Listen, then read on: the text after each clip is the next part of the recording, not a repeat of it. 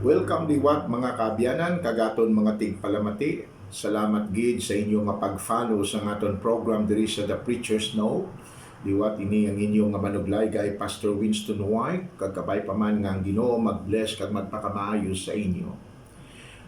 Katuon kita mga kaabyanan, parte sa 2 Timothy 2:15. Study to show thyself approved unto God, a workman that needeth not to be ashamed, rightly dividing the word of truth.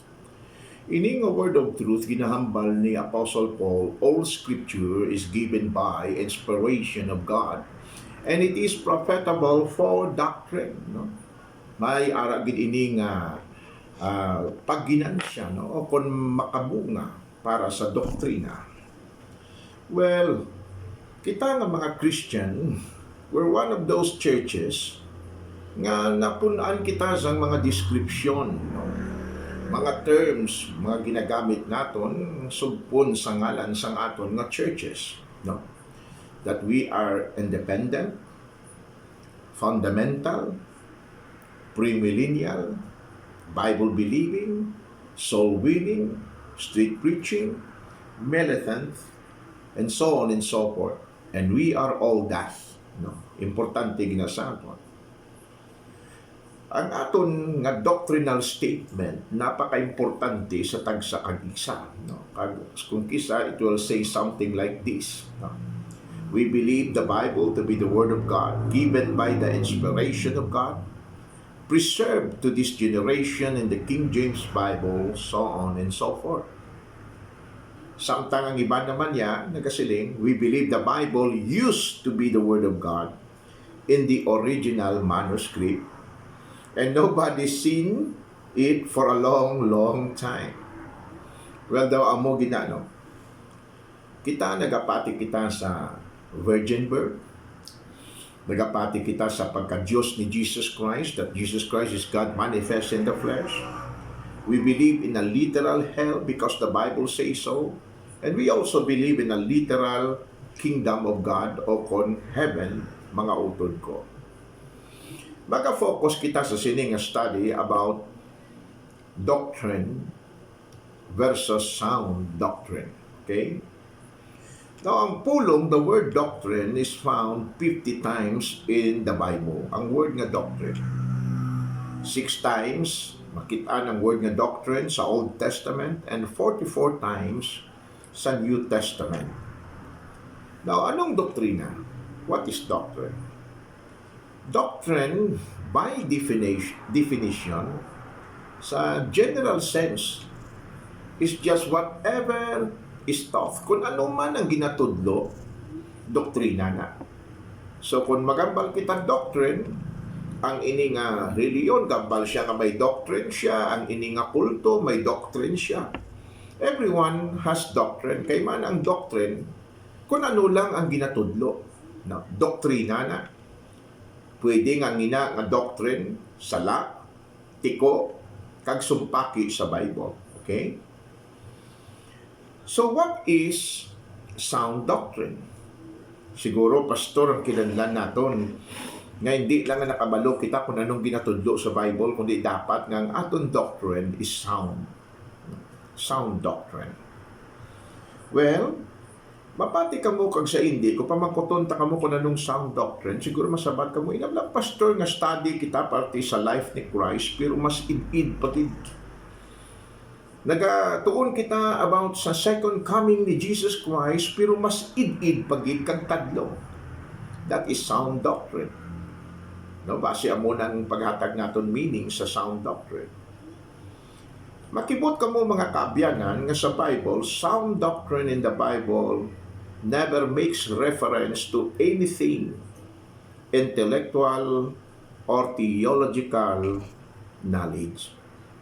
Again, ang sound doctrine sa Bible never makes reference to anything theological or intellectual or mastery sang isa ka theology sa Bible. Never reference. I know nanad kita nga importanteng sound doctrine na meaning naton sina nga expert kita sa pagtuon sang balaan nga kasulatan kung ano ini nga doktrina. Simuti ano ina pastor? Doctrine, I mean sound doctrine in the Bible, it always has to do with the way we live as a Christian. Ang sound doctrine, nag-reference permi kung paano kita nagkakabuhi bilang tumulo. Hindi kanya master mo ang isa ka theological doctrine sa Bible. Okay?